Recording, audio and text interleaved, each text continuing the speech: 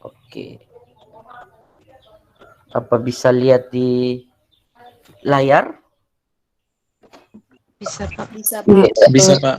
Oke, baik. Jadi materi hari ini masih seputaran ukuran penyebaran, ya. Tapi di sini kita kembali ke seperti pertemuan 3, kita bahas rata-rata, kita bahas median dan juga bahas modus. Tapi konteks kita ini sekarang datanya data yang berkelompok. Ya. Sudah saya terangkan sebelumnya pada materi-materi sebelumnya perbedaan data berkelompok dan data tidak berkelompok. Kalau saya sebut data tidak berkelompok itu artinya Anda mengerjakannya masih sifatnya data mentah. Ya, data yang belum kita istilahnya utak-atik ya. Kita belum buat dalam distribusi frekuensi. Itu kalau data tidak berkelompok atau data tak berkelompok atau data yang belum dibuatkan distribusi frekuensinya. Ya.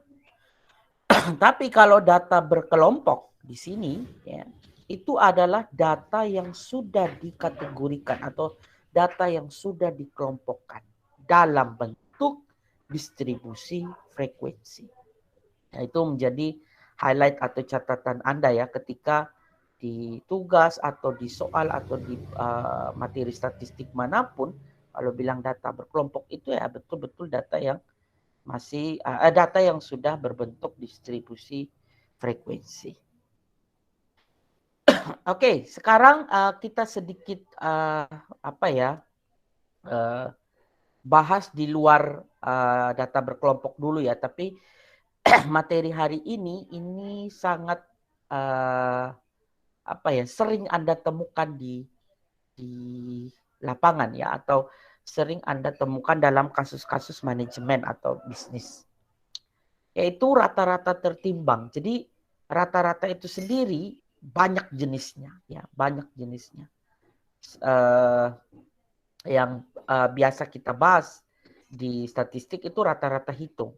Selain rata-rata hitung itu banyak jenis rata-rata lainnya ya.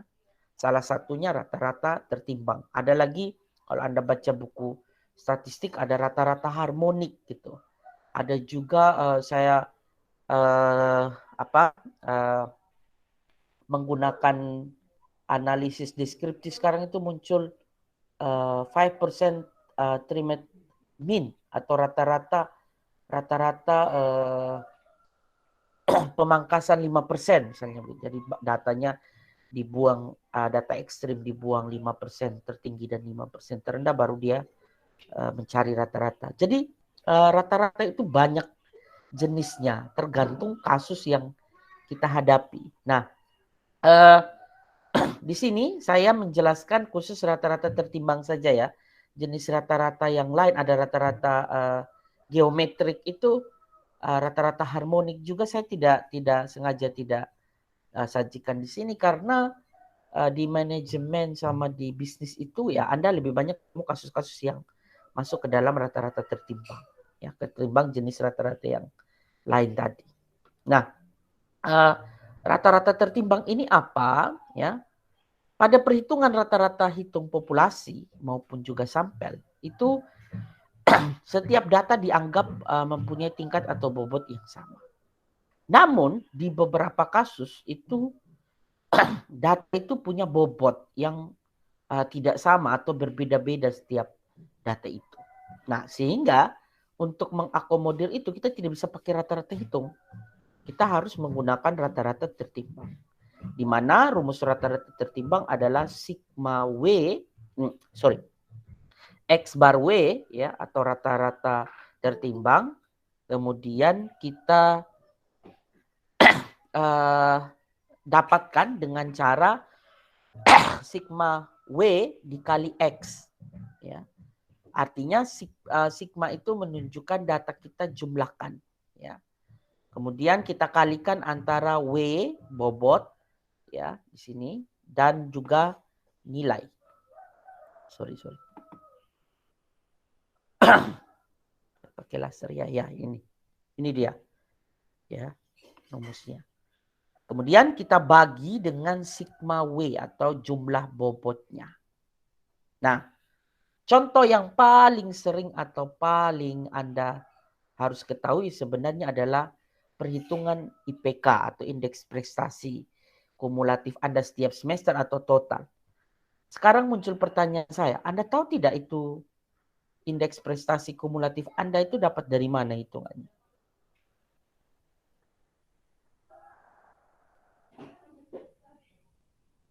Halo? Kok diam sih kelas ini? Tahu tidak cara menghitung IPK Anda?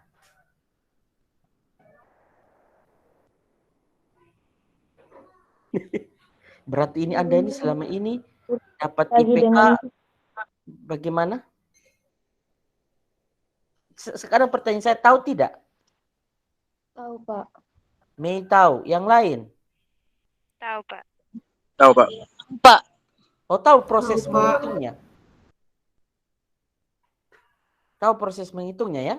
Oke, baiklah. Kalau Anda tahu berarti baguslah kalau begitu. Anda tahu proses untuk menghitung ya. Menghitung Anda punya IPK. Itu bagus. Oke, sekarang coba kita pakai data mahasiswa di sini ya. Namanya Umbu nih. Ya. Nah, si Umbu ini punya nilai ya, punya mata kuliah dengan dapat nilai ya dari setiap mata kuliah. Tapi supaya Anda ketahui bahwa SKS setiap mata kuliah itu beda-beda. Jadi nilai Umbu ini tidak bisa kita pakai rata-rata hitung. Kenapa? Karena setiap mata kuliah atau setiap nilai yang dia dapat itu bobotnya beda-beda. Ya. Misalnya contoh di sini statistik deskriptif, dia dapat A tapi bobotnya hanya 2. Sedangkan manajemen keuangan itu dia dapat B dengan bobot SKS-nya 4. Nah, nilai ini itu punya angka, nilai huruf ini punya nilai angkanya. Kalau A itu nilai angkanya 4 ya. Kalau B, AB berapa AB? 3,5. 3,5 AB itu. B 3. 3. A, B, BC 2,5. Kalau Anda dapat C 2. 2. Oke. Kalau Anda dapat CD 1,5. 1,5. Kalau Anda dapat D 1. 1. Tidak ada antara E dan D dan E, tidak ada ya. DE itu tidak ada. Yang ada E. Kalau Anda dapat E 0. Nah, jadi Anda sudah tahu ya, kalau semakin Anda kumpul nilai C, IPK Anda makin rendah. Tapi semakin tinggi Anda kumpul nilai A, berarti kan nilai Anda semakin bagus ya. Oleh karena itu, ya, oleh karena itu di sini coba sekarang kita hitung ya IPK-nya Umbu ini berapa. Berarti kita kali antara nilai dengan bobotnya ya, sesuai dengan rumus tadi kita akan kalikan ya bobot SKS dengan nilai ya, bobot dikali nilai X kali W ya. Oke. Untuk statistik deskriptif di sini nilainya 4 ya, A dapat 4, bobotnya 2. Berarti 2 kali 4 dapat berapa? 8, Pak. Oke, 8. Terus mata kuliah manajemen keuangan, Anda catat di situ ya. Di sini nanti Anda tambah satu kolom sigma W kali X. Berikut manajemen keuangan, 4 dikali 3. 12. Oke, 12. Terus matematika ekonomi. 2 dikali 3,5. 7. Oke. Terus riset kewirausahaan. Riset kewirausahaan dan manajemen. 5, Pak. 3 kali 2,5. 7,5. 7,5. Oke. Sekarang karena di rumusnya itu bilang sigma X kali W, maka kita harus jumlahkan. Ya. 8 ditambah 12 dan seterusnya. Dapat berapa ketika Anda jumlahkan semua hasil perhitungan tadi? 34,5. Berapa? Berapa? 34,5. 34,5. Oke. Lalu dibagi dengan sigma W atau jumlah bobotnya. Jumlah bobot umbu ini ambil 12 SKS dalam satu semester mata kuliah yang lagi diambil ini. Nah, berarti 34,5 bagi 12. Dapat berapa? 2,87, Pak. 2,87. 2,87. Itu IPK dari umbu. Begitu. Jadi ya sekarang ya bagi Anda yang sudah tahu hitung IPK oke. 2,875. Ya, oke. Pembulatan ya. Tapi biasanya IPK itu kalau di aturan kita itu kan dua digit, 2 angka di belakang koma. Kalau seperti itu ya kita bulatkan ya 2,88. Nah sekarang berarti kita sudah tahu IPK dari Anda kalau mau hitung IPK itu ya bisa saja walaupun ada sistem yang sudah membantu Anda untuk menghitung IPK. Ya. Nah di sini Anda lihat kenapa IPK-nya hanya 2,88 ya. Yang menyebabkan ini Anda lihat bobotnya tinggi, nilainya cenderung dapat B saja gitu. Atau misalnya riset kewirausahaan juga tinggi bobotnya, tapi dia dapat nilai hanya BC ya. Sedangkan yang SKS-nya rendah itu bobot nilainya juga memang tinggi, tapi tidak mampu menutupi ya karena bobotnya rendah. Tapi bukan berarti kita kalau Anda mau nilai tinggi untuk IPK itu ya semua nilai harus dapat nilai A gitu ya. Karena tapi apalagi mata kuliah SKS-nya besar-besar itu Anda dapat nilai rendah itu pasti akan menyebabkan IPK Anda menjadi turun ya. Dulu itu kalau mata kuliah statistik yang dulu itu kurikulum lama itu kita kan 6 SKS tuh. Itu kalau dapat nilainya rendah itu ya, dapat nilai C saja itu sudah cukup mempengaruhi IPK-nya menjadi lebih rendah ya. Begitu.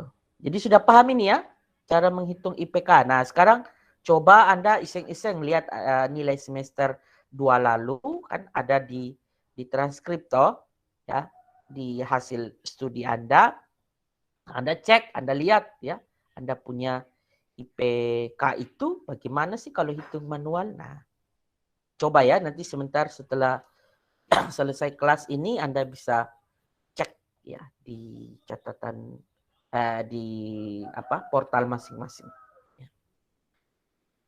Oke, sekarang kita bergeser ya. Sekarang kita masuk ke tadi hanya materi tambahan ya. Sekarang kita masuk ke yang intinya ya, terkait rata-rata, median dan modus untuk data yang sifatnya dikelompokkan. Nah, di sini bagian awal sudah saya terangkan tadi juga sebelum kita memulai materi kita hari ini, itu sudah saya terangkan bahwa data yang dikelompokkan atau data berkelompok itu adalah data yang sudah ya dikelompokkan dalam bentuk distribusi frekuensi. Nah, data yang dikelompokkan ini memang akan kehilangan identitas data mentah. Karena apa? Datanya kita sudah gabung dia istilahnya. Datanya kita sudah kelompokkan ya. Sehingga untuk melihat rata-rata hitung, kemudian juga kita mau tahu median, modus, nanti juga minggu depan kita bahas soal kuartil ya, desil, persentil, itu kita harus menduganya ya dalam tanda kutip. Kita harus menduga dari distribusi frekuensinya ya. Makanya sebentar juga ada rumus-rumus yang juga akan kita pakai dalam menghitung menghitung rata-rata median dan juga modus. Ya. Itu pengantarnya. Nah, untuk rata-rata hitung, ya, Anda harus catat di sini rumusnya adalah sebenarnya mirip, cuman di sini ada tambahan F, ya. Jadi rumusnya adalah X bar sama dengan sigma X dikali F, kemudian dibagi N.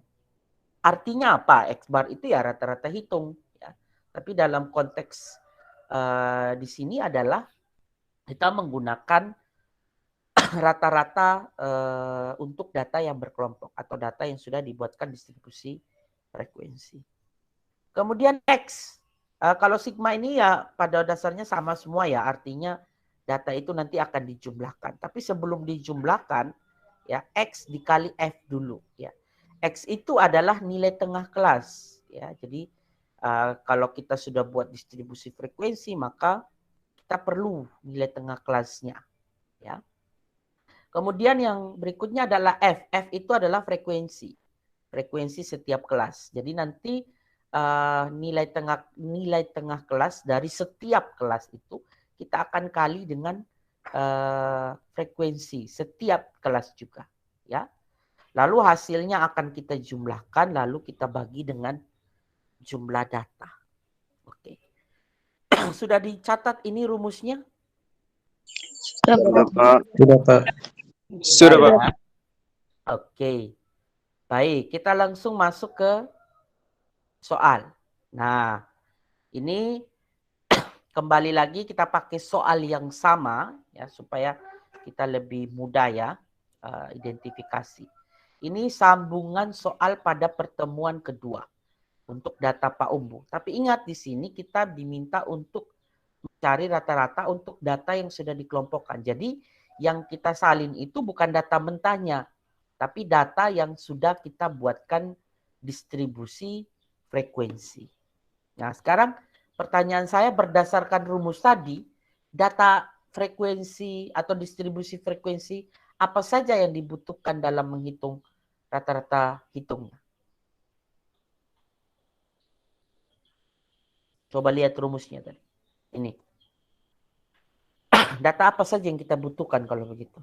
Nilai tengah kelas, frekuensi, jumlah data, interval dengan kelas juga. Oke. Berarti yang paling inti adalah kita butuh nilai tengah kelas ya, karena ada di sini perintahnya, frekuensi dengan jumlah data ya.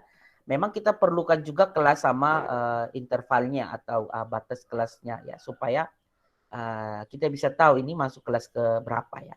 Nah, oleh karena itu ya, Anda tinggal salin data yang sudah ada dari sebelumnya ya. Tapi mungkin Anda belum catat. Anda sudah catat yang seperti ini atau masih Belum. tulis semua? Belum ya? Belum, Pak. Oke, silakan. Saya kasih waktu Anda 3 menit ya. Catat. Tolong pakai apa supaya rapi, pakai penggaris ya. Tapi ya tidak apa-apa juga. Dan Anda kadang kreatif juga ya. Pakai apa? Sapu lidi lah. Ya, lidinya dipakai untuk penggaris, pinggiran buku. Sampai ada juga saya lihat kemarin pinggiran meja juga dipakai.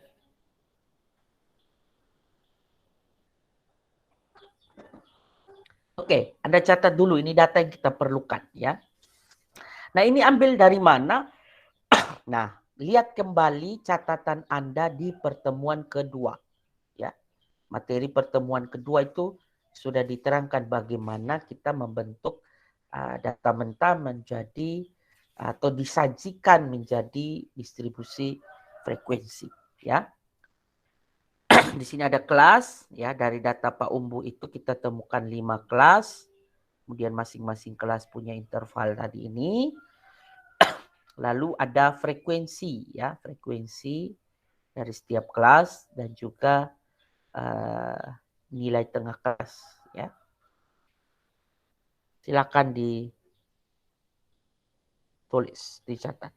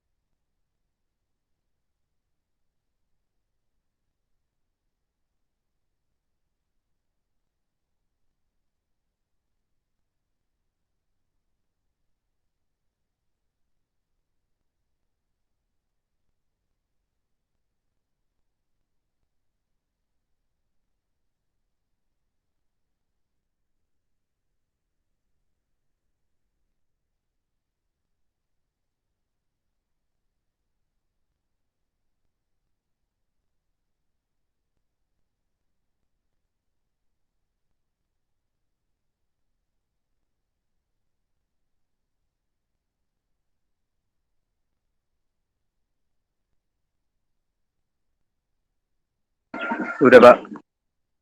Sudah, Pak.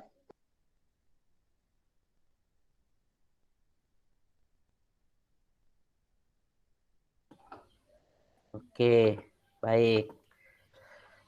Jika sudah, langkah pertama tadi di rumus apa? Kalau lihat rata-rata hitung.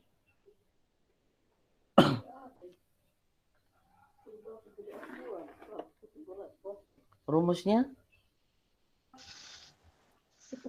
Sigma F. X kali F bagi N. Oke, sigma X kali F.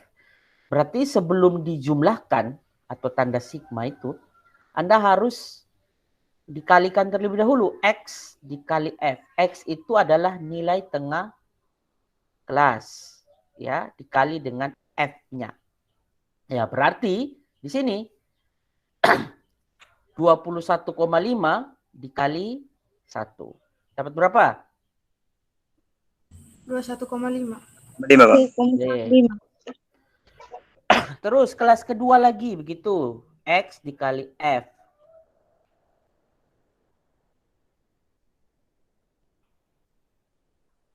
Berapa? 106,5. 106,5. Terus kelas ketiga 346,5. 46,5, Pak. 346,5. Terus 190,5. terakhir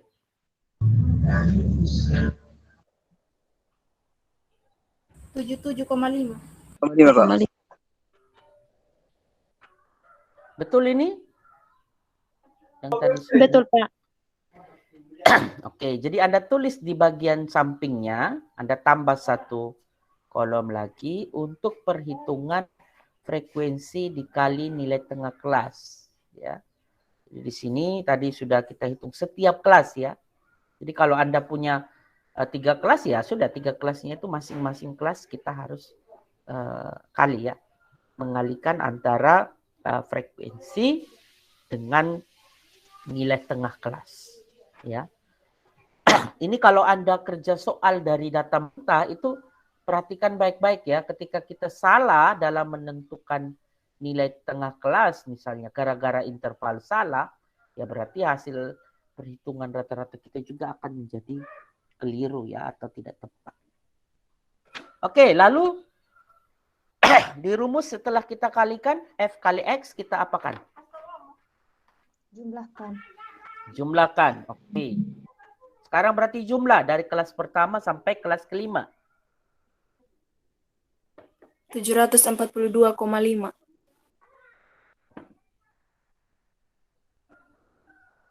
Yang lain dapat? Dapat, Pak. Sama ya? Sama, Pak. Sama, Pak. Oke. Kita jumlahkan dapat 742,5. Lalu setelah itu kita apakan lagi nih? Masukkan ke dalam rumus. Ya, masukkan angka dalam rumus. Bagaimana caranya? Kan sudah dapat toh sigma X F sigma X kali F sudah dapat. Lalu di rumus itu apa? Dibagi dengan N. Dibagi dengan N. N itu jumlah data kita kan atau total frekuensinya. Berapa? 5. Frekuensi, bukan kelas. 15. 15. Hati-hati ya, gitu. Dalam statistik juga ada istilah-istilah yang Anda tidak boleh samakan semua. Yang 5 ini kelas. Sedangkan frekuensi kita itu 15 atau jumlah data mentah awal kita itu kan 15. Oke. 742,5 kita bagi dengan 15. Dapat berapa? 49,5. Oke, silakan dicatat. Ini artinya apa ya? Artinya rata-rata hasil panen Pak Umbu selama 15 hari adalah senilai 49,5 kilogram. Oke, silakan dicatat. Jadi Langkah-langkahnya Anda harus runut tadi ya. Dikali dulu frekuensi dengan nilai tengah kelas, lalu dijumlahkan. Dapat hasil penjumlahan dibagi dengan total frekuensi, lalu dapat hasilnya. Seperti itu. Silakan dicatat. Saya kasih waktu Anda kurang lebih 2 menit untuk mencatat. Silakan.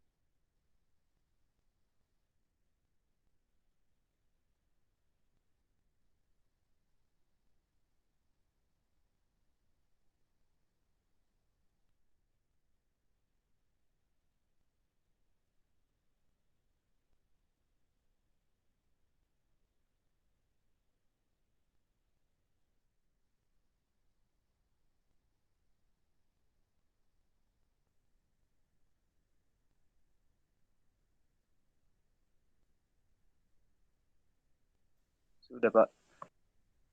Sudah, Pak.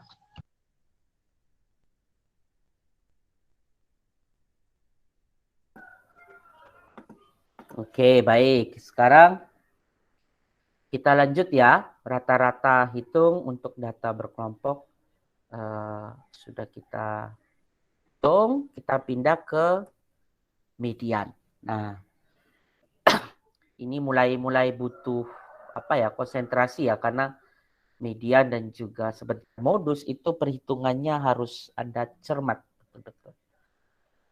Oke, median. Sekarang yang membedakan median untuk data yang dikelompokkan dan median untuk data yang tidak dikelompokkan adalah pada data yang dikelompokkan itu nilai informasi atau karakteristik dari masing-masing data itu kita tidak bisa identifikasi lagi karena datanya sudah melebur ya, sudah bergabung di dalam distribusi frekuensi ya, yang dapat diketahui hanya dari kelas atau intervalnya saja. Jadi kita sudah tidak bisa tahu median kayak yang di data mentah itu kan kita tahu mediannya sekian gitu ya.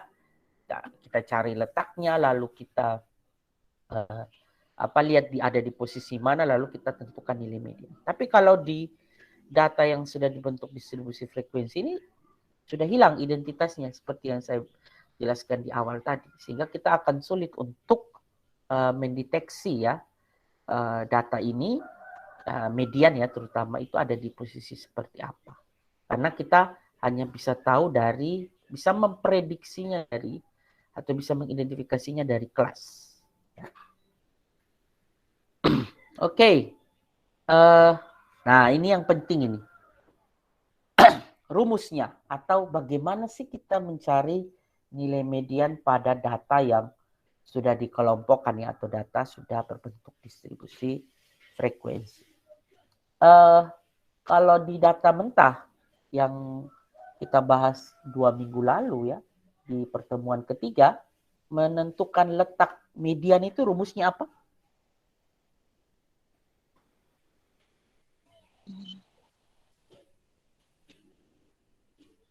Untuk data yang tidak dikelompokkan.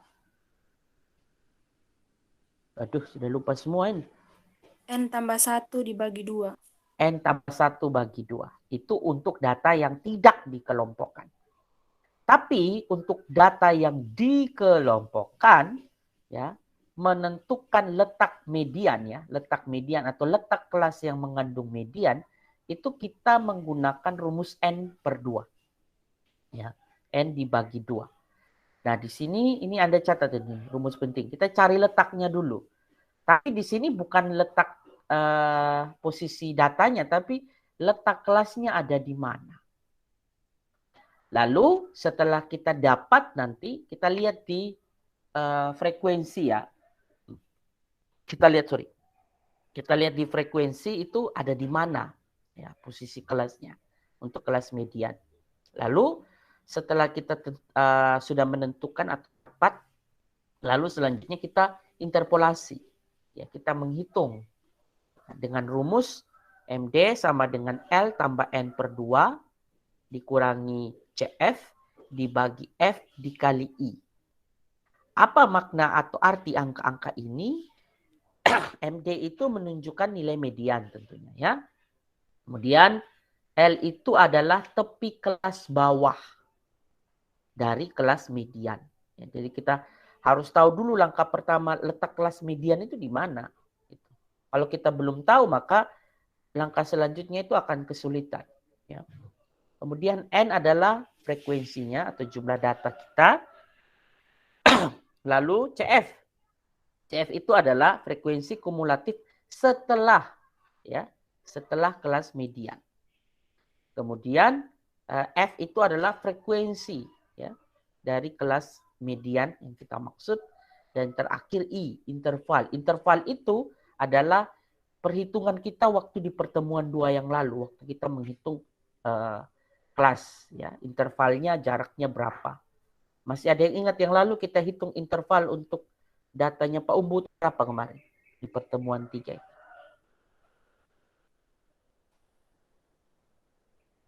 Pertemuan 2, sorry. Pertemuan 3 lagi.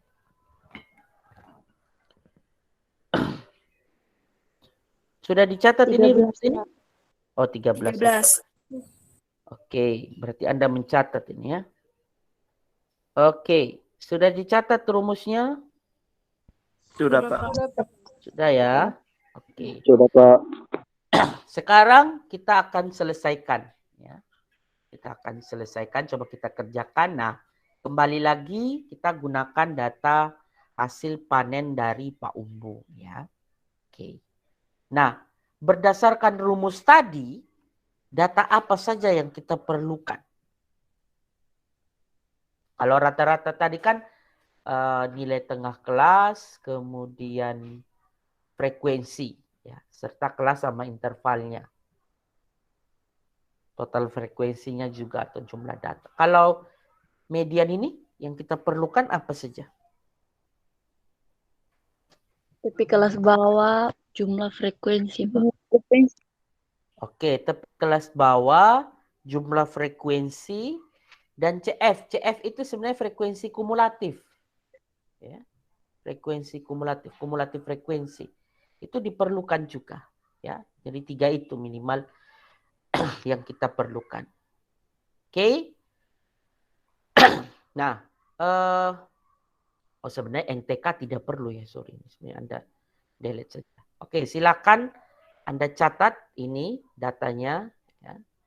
Yang perlu Anda masukkan di dalam perhitungan untuk median, mencari median.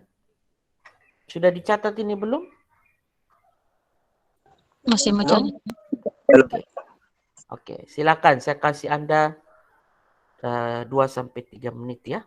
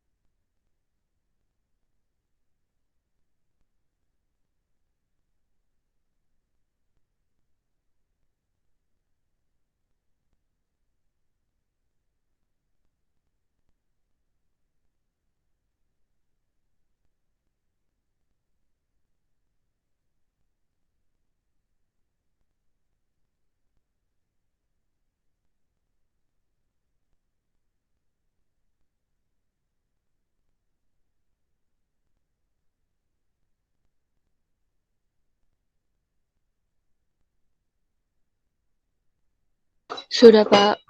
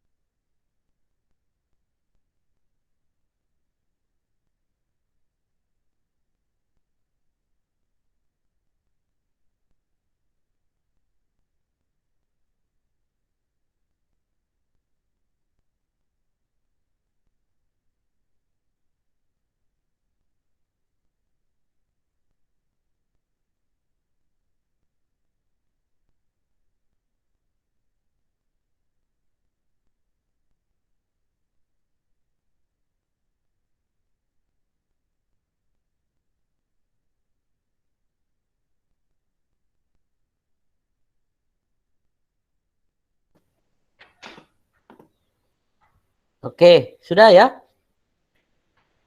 Sudah, Pak. Sudah, Pak. Oke, sekarang kita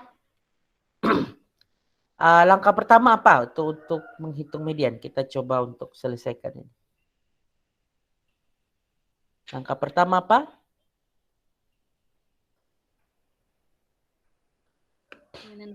Mencari letak median. Oke, letak kelas median. Ya, ada di mana itu letak kelas median kita? Rumusnya apa? N dibagi 2. N dibagi 2. Atau frekuensi kita, datanya ada berapa total frekuensi? 15. 15, Pak. Dibagi 2, dapat berapa? 7,5. 7,5. Oke, 7,5 itu ada di mana?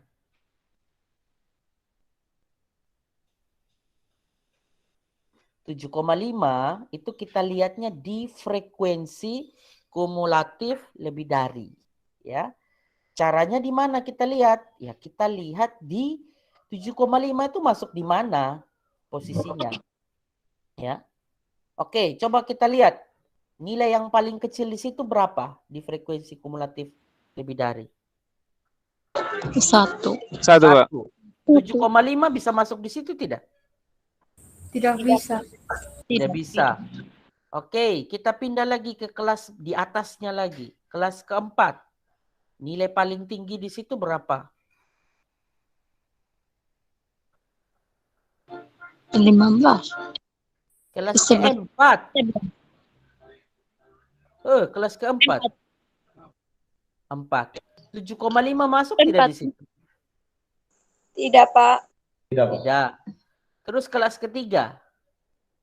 11. 7,5 masuk tidak? Masuk. Masuk. Oke. Berarti kelas median kita, letak median itu ada di kelas ketiga. Ya. Kelas ketiga. Jadi caranya di situ. Kalau misalnya kita dapat letak kelas median ini, misalnya 11,5. Kalau 11,5 kelas ketiga masuk tidak? Tidak ya? Tidak, Pak. Kenapa? Karena dia masuk di 14 itu. Jadi batas. Jadi cara menentukannya adalah lihat nilai letaknya ini masuk di kategori mana. Oke. Kita lanjut. Sekarang masukkan ke rumus. Rumus median tadi apa? L tambah N kurang CF F. per F. Lalu? Dikali I. Oke. Baik. Sekarang kita tentukan L-nya. L itu apa? Tepi kelas bawah. Median. Letak kelas Tepi. bawah. Hah? Tepi kelas median. Kelas bawah median, Pak. Tepi kelas bawah kelas median. Kelas median tadi kelas ketiga. Tepi kelas bawahnya berapa? 42,5, Pak. Oke, itu dia. 42,5. Tepi kelas bawah dari kelas yang mengandung median tadi. 42,5. L. Oke. Ditambah N per 2. N itu dapat dari mana? Jumlah data. Jumlah data atau total frekuensi kita. Berapa? 7,5. Hey, 15. N-nya. 15, Pak. 15, Pak. Suruh bagi, Anda lanjut saja. Ya, N ya. Berarti tulis itu 15. Lalu dibagi 2. Ya. Oke. Kurangi CF.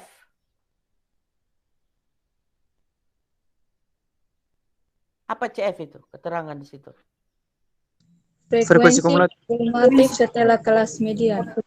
Oke, kelas median kelas ketiga. Setelah kelas ketiga kelas keberapa?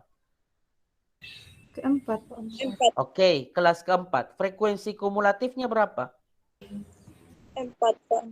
4, betul sekali. 4 ya. Terus.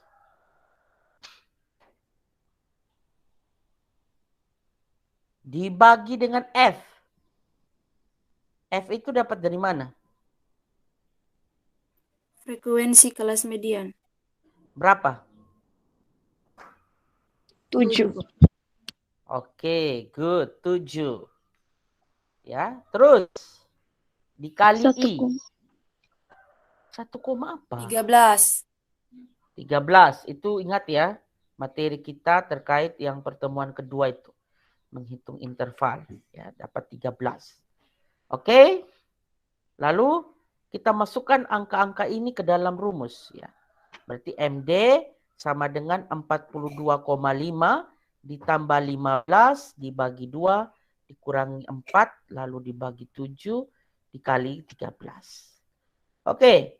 Cara penyelesaian kita kerja mana dulu ini? Kita bagi dulu ya. 15 dibagi 2. Dapat berapa? 7,5. Oke. Kita dapat 15 dibagi 2, 7,5. Lalu kita masukkan ulang ke rumus. MD sama dengan 42,5 ditambah 7,5 kurang 4 bagi 7 kali 13. Lalu kita selesaikan dulu ya. 7,5 kurang 4 dapat berapa? 3,5. Oke, 3,5 ya. Kemudian kita masukkan lagi ke rumus MD sama dengan 42,5 ditambah 3,5 bagi 7 kali 13. Oke, sekarang kita dapat bisa selesaikan cepat ya. Ini 3,5 dibagi 7 dapat berapa? 0,5, Pak. 0,5. 0,5. Lalu dikali 13. 6,5. 6,5. Oke. Lalu ditambah 42,5. 49, Pak. 9. 49. Oh, Oke. 49. Kita dapat hasil. Silakan Anda catat. Median dari hasil panen Pak Umbu selama 15 hari ya untuk data yang sudah dikelompokkan ini adalah senilai 49 kg. Beda tidak dengan data yang dikelompokkan itu? Data yang tidak dikelompokkan, sorry. Di pertemuan 3 itu. Yang kita sudah bahas. Nilainya sama tidak? Coba lihat catatan Anda.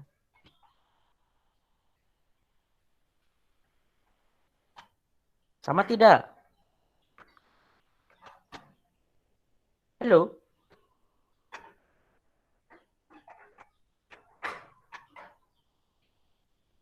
Catatan Anda sama tidak?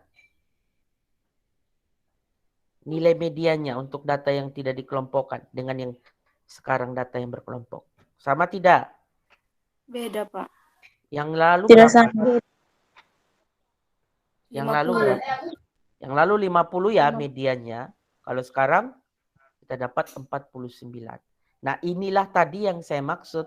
Ketika data sudah dikelompokkan, maka kita kehilangan identitas asli dari data kita. Oke? Ya, silakan saya kasih waktu Anda 2-3 menit untuk mencatat pekerjaan ini. Silakan.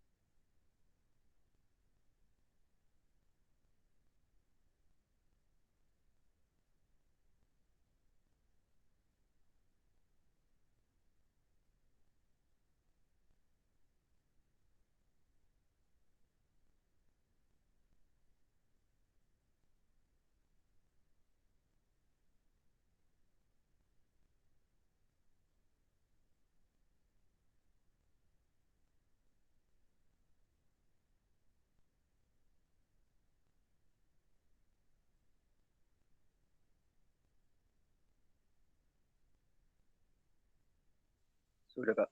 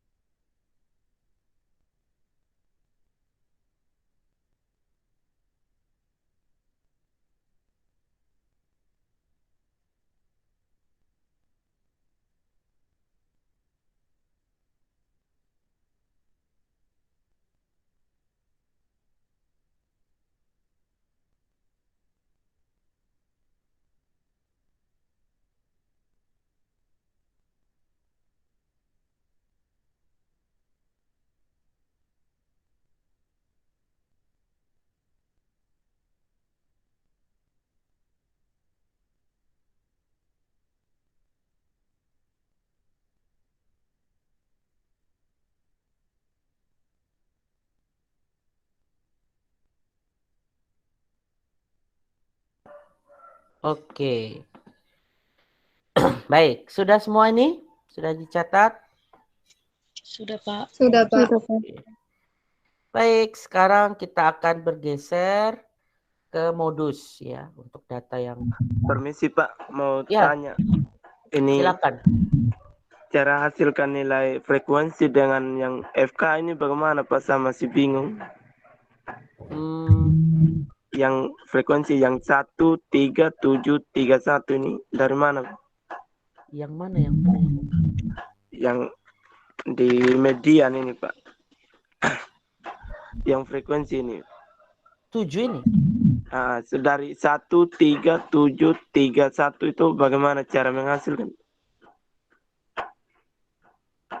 Yang kumulatif.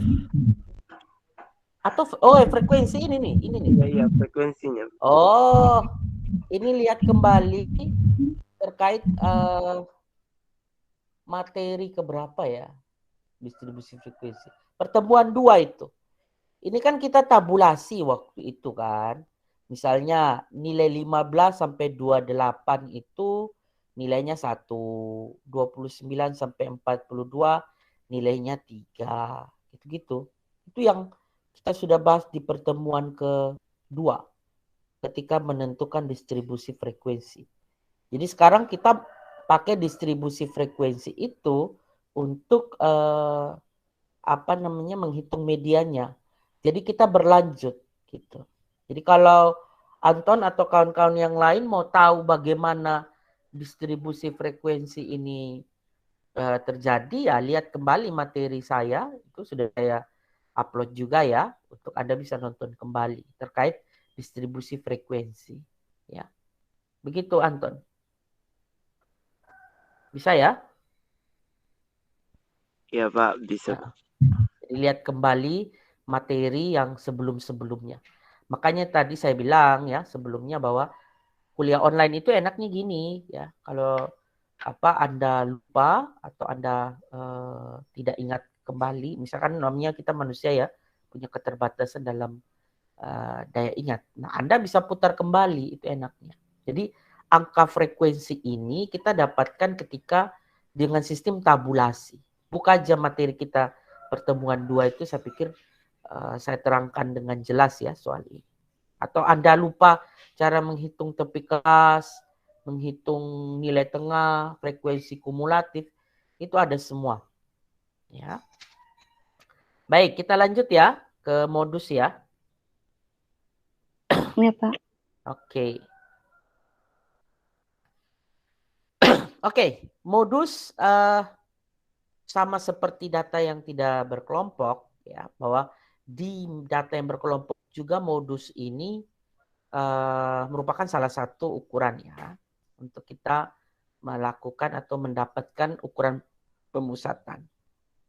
Modus ini adalah nilai pengamatan yang paling sering muncul. Hanya saja itu sekali lagi ya, ada kelemahan dari modus, walaupun di sisi lain dia punya kelebihan, tapi di sisi yang lain dia punya kelemahan, di mana kita pernah ya di data berkelompok, data tidak berkelompok di pertemuan ketiga itu kita menemukan data itu tidak punya modus, sehingga semua data mau tidak mau kita kategorikan sebagai modus. Atau bisa saja dalam kasus-kasus tertentu kita menemukan modusnya lebih dari satu modus, bisa 2, bisa 3, 4 dan seterusnya. Ya, itu kelemahan. Nah, untuk data berkelompok sebenarnya juga punya kelemahan untuk kasus-kasus yang posisinya frekuensinya ada dua titik. Nah, itu modus sulit kita bisa identifikasi untuk kasus-kasus atau bentuk data yang seperti itu. Ya. Oke, kita langsung saja bagaimana sih untuk mencari nilai modus. Nah, di sini ada rumusnya ya. Yang pertama kita tentukan dulu ya, modus itu ada di mana. Nanti sebentar di data itu kita bisa lihat, oh modusnya ada di sini. Lalu setelah itu kita pakai rumus ya. Untuk data yang dikelompokkan, modus itu kita peroleh dengan rumus MO sama dengan L tambah D1 bagi D1 tambah D2. Lalu dikali interval. Rumusnya sebenarnya mirip ketika kita mencari median tadi. Nah, keterangan rumusnya ya, MO itu modus. Ya, kemudian L itu adalah tepi kelas bawah dari kelas modus. Jadi kita harus tentukan dulu kelas modusnya di mana. Kayak tadi toh kita tentukan dulu kelas median kita di mana. Lalu D1. D1 itu adalah frekuensi kelas modus dengan frekuensi kelas sebelumnya. Jadi kalau kita dapat satu kelas modus, kita kurangkan dengan frekuensi dari kelas sebelumnya. Lalu dibagi dengan D1 juga sama tadi rumusnya. Ya. Lalu ditambah D1 tambah D2. D2 itu selisih frekuensi kelas modus dengan kelas sesudahnya atau setelahnya. Lalu dikali dengan interval. Nah, interval ini adalah yang sudah tadi saya bilang ya, kita sudah kerjakan itu waktu di pertemuan kedua. Atau interval itu jarak dari jarak antara batas kelas atas dengan batas kelas bawah di setiap frekuensinya. Nah, setelah itu sudah dicatat ini rumusnya? Sudah, Pak. Sudah ya? Oke. Setelah rumus ini kita dapatkan, sekarang kita coba selesaikan dulu ya. Kita sambung lagi materi terkait data Pak Umbu tadi, kita cari nilai modusnya. Oke, yang kita butuhkan dari data tersebut adalah pertama ya kelas interval tentunya, lalu frekuensi dan tepi kelas ya. Dia ada tepi kelas bawah ya karena ada. Oke, Anda catat dulu ini. Ya, ini tadi saya sudah bilang kita sudah kerjakan di materi pertemuan kedua. Jadi saya tidak perlu menjelaskan kembali, tapi Anda tinggal ingat kembali materinya atau Anda buka kembali materi pertemuan kedua. Oke. Silakan dicatat. Sudah dicatat atau belum? Belum ya? Oke, dicatat dulu. Saya kasih waktu ya. 2-3 menit. Ya.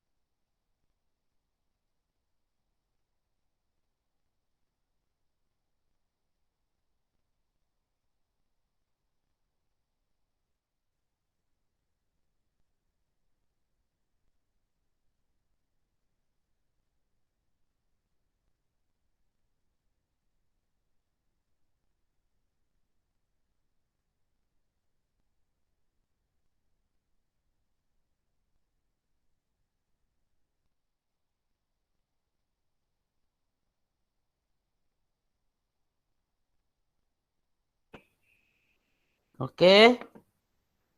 Sudah? Sudah, Pak. Sudah, Pak. Sudah, Oke. Pak. Sekarang kita akan masuk ke kelas modus. Kelas modusnya di mana sih ini?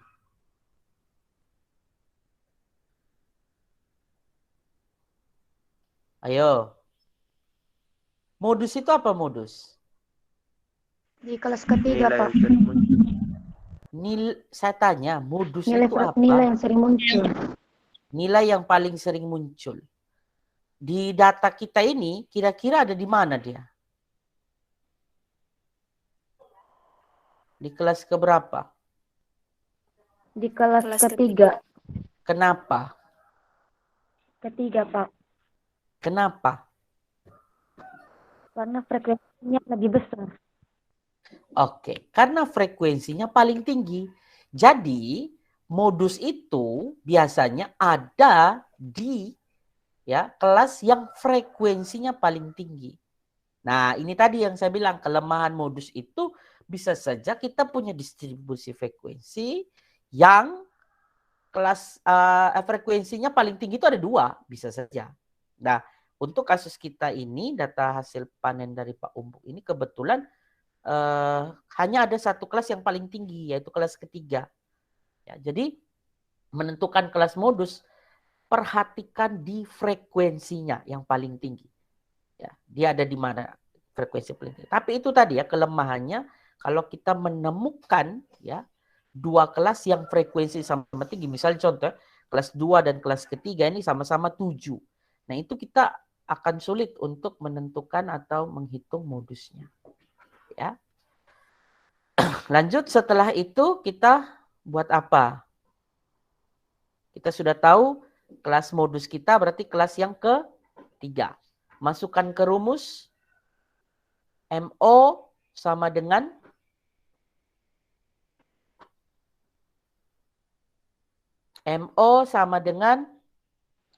L tambah L tambah D1 per 2 kali interval. Oke. Yes. Sekarang L. L-nya berapa? 42,5. Oke. 42,5. Jadi kelas tapi kelas bawah dari kelas modus, kelas ketiga tadi. Lanjut. Ditambah D1. 4. D1 dapat dari mana dulu? 7 kurang 3. 7 dikurangi 3 yang mana? 3 dari kelas kedua. Dari kelas kedua. Yes. Jadi 7 frekuensi ya mengandung kelas modus tadi 7 dikurangi dengan kelas sebelumnya 3. Lalu dibagi D1 sama juga dalam kurung 7 kurang 3 ya. Kelas modus dikurangi kelas sebelum modus. Lalu ditambah D2. D2 dari mana? Selisih frekuensi kelas modus dengan kelas sesudahnya. Yang Kelas modusnya berapa? 3. 7. 7. Kelas sesudahnya berapa? 3. 3. Yaitu kelas yang keempat. Ya, ini kebetulan kelas kedua dan 3 sama ini. 4, sorry. Nah, dalam kasus-kasus tertentu perhatikan baik-baik di sini. Kadang Anda banyak kesalahan dalam menghitung di sini. Lalu dikali interval. Interval berapa? Kita 13. 13. Oke. Ya, masukkan ke rumus MO atau modusnya sama dengan 42,5 ditambah 7 kurang 3 dibagi 7 kurang 3 tambah 7 kurang 3. Lalu dikali 13. Tapi hati-hati ya, di sini nih rumusnya harus sesuai ya. Oke, sekarang kita selesaikan dulu ya yang dalam kurung ini yang ada di tengah ini. 7 kurang 3 dapat berapa ini semuanya ini? 7 kurang 3. 4. Oke. Berarti 4 dibagi 4 tambah 4 ya. 8. 4. Oke. 4 tambah 4, 8. Oke. 8. Berarti 42,5 ditambah 4 bagi 8 kali 13. 4 bagi 8 berapa? 0,5. 0,5 kali 13. 6,5. 6,5 tambah 42,5. 49. 49. Oke, berarti kita dapat di sini dari data kita ini modus ya hasil panen Pak Umbu selama 15 hari ini adalah 49. Berbeda juga dengan yang kita temukan ya dari data tidak dikelompokkan ya. Modus untuk data tidak dikelompokkan dari hasil panennya Pak Umbu ini berapa? 50. 50 ya yang lalu. Oke. Nah, inilah yang saya bilang tadi ya, bahwa data yang sudah dikelompokkan itu adalah kita sulit untuk mengidentifikasi ya nilai realnya karena datanya kita sudah lebur. Nah, kita bisa mendeteksinya dari mana ya? Dari interval atau dari kelas-kelas yang kita sudah tentukan. Ya. Oke, silakan saya kasih waktu Anda 2-3 menit juga untuk kembali mencatat hasil yang kita sudah kerjakan. Silakan.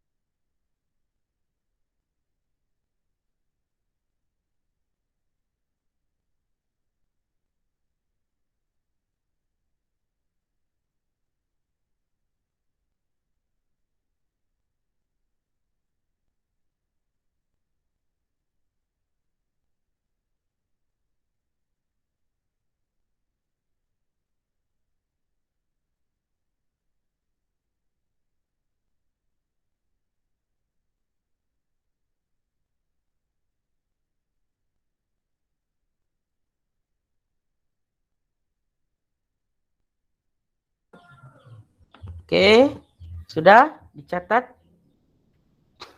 Sudah, Pak. Dah, oke. Jadi ingat ya sekali Sudah, Pak. lagi. Oke, sekali lagi statistik ini apa ya? Sangat berkaitan dengan ketelitian. Sudah saya tekankan ulang-ulang, teliti dan karena salah tanda, misalnya tanda tambah harusnya Anda kali gitu. Itu kebanyakan sering kami temukan kasus-kasus begitu. Makanya tugas pertama kan Anda sudah lihat kan tugas pertama Anda seberapa ya ada yang bagus ya hasilnya bagus. Tapi kebanyakan juga ya hasilnya ya tidak memuaskan. Memang rata-rata perhitungan terakhir kemarin saya 70 lebih ya, 70. Memang rata-rata baik ya, bisa menjawab dengan baik. Gitu. Tapi pada dasarnya yang kami harapkan di statistik ini adalah Anda itu mampu berpikir secara sistematis ya, berpikir detailnya ya, runtutan pengerjaannya gitu. Itu yang kami harapkan. Jadi jangan hanya asal tahu begitu terus maknanya juga Anda tidak terangkan. Nah, kayak begitu tuh belajar di statistik itu harus belajar lebih sabar ya, lebih teliti, lebih detail gitu. Jangan Anda buru-buru kemudian ya hasilnya tidak maksimal gitu. Makanya selalu saya ingatkan, kerja memang tugas, cicil memang tugas. Karena sesuatu yang Anda tumpuk di akhir nanti itu akan berdampak ya pada hasil kerja Anda juga. Oke, sekarang kita lanjut ya di hubungan. Sebenarnya ini sudah saya singgung di materi kita terkait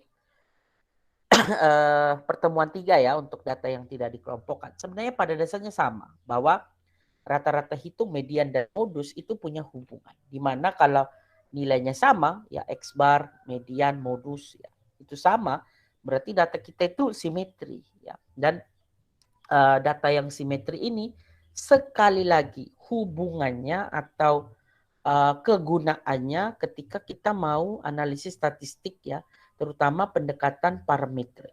Ya, nanti itu kita akan belajar banyak ya parametrik dan non parametrik itu di statistik inferensi atau di semester depan. Gitu.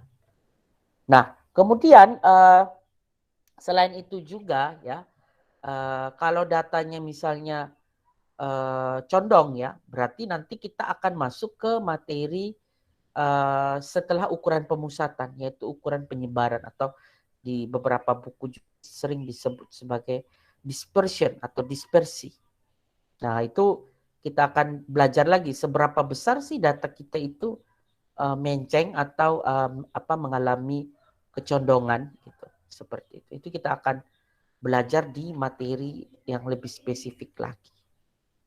Nah, materi penjelasan gambarnya kayak gini ya. Kita mengharapkan data sebaran data kita itu yang di tengah ini simetrik. Ini harapannya ya. Tapi saya bilang yang lalu pada dasarnya ya kita akan menemukan fakta di lapangan bahwa data kita itu pasti mengalami kemencengan. Ya. Apalagi bisa saja kita punya simetrik tapi istilahnya ada banyak titik simetriknya gitu. Atau misalnya dia bisa saja menceng tapi punya dua titik tertinggi gitu misalnya.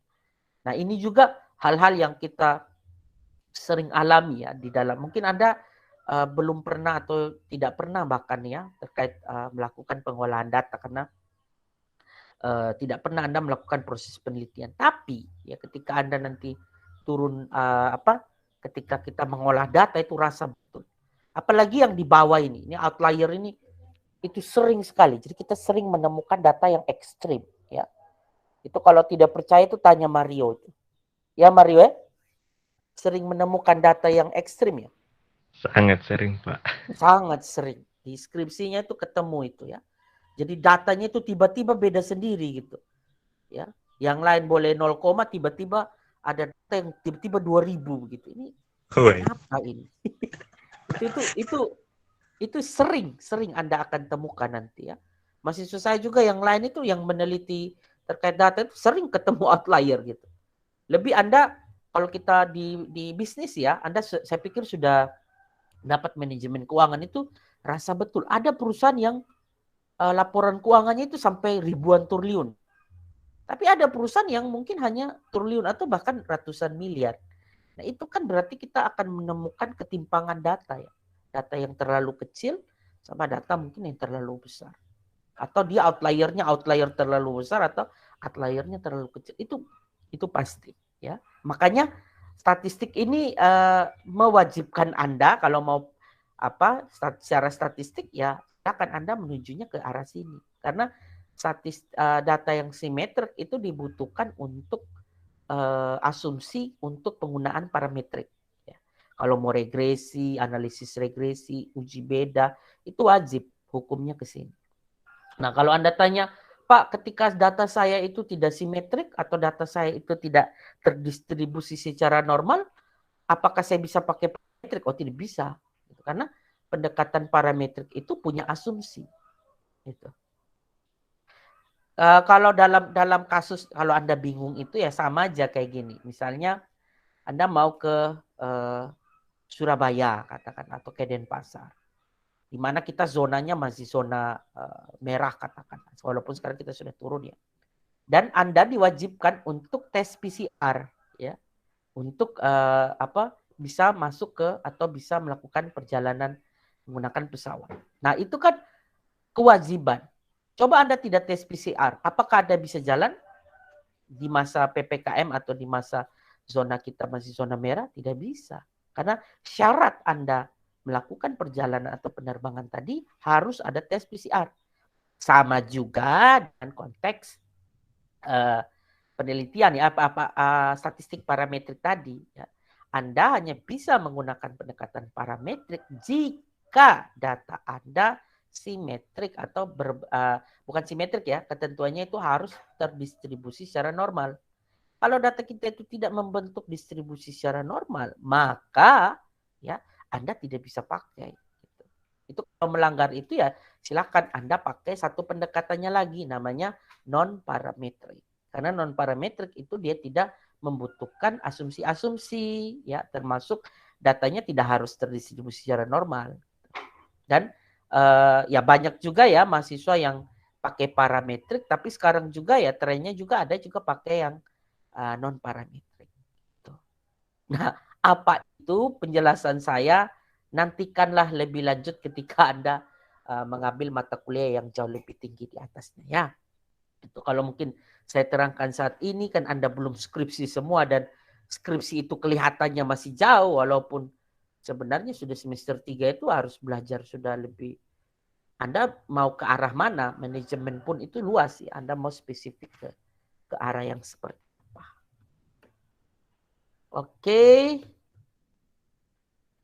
Oke, tugas kedua juga jangan lupa ya. Tapi ya, saya pikir minggu depan ya baru dikasih tugas ya. Tapi ya antisipasi memang ya.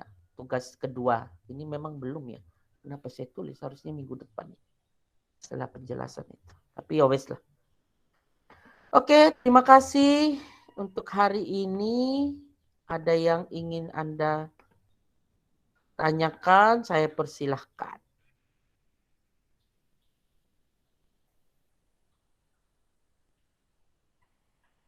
Pasti mau tanya di bagian akhir itu ya. Itu yang Pak jelaskan apa ya?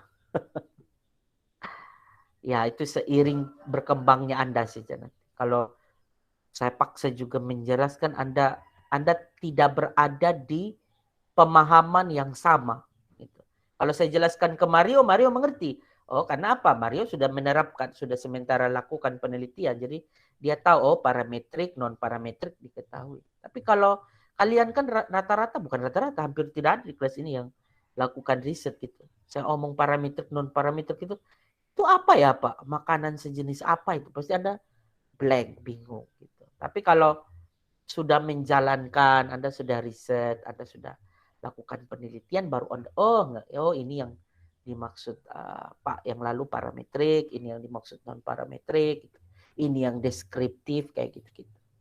Itu seiring berjalannya waktu, ya. Oke, kalau tidak ada pertanyaan, saya bisa hentikan rekaman ya.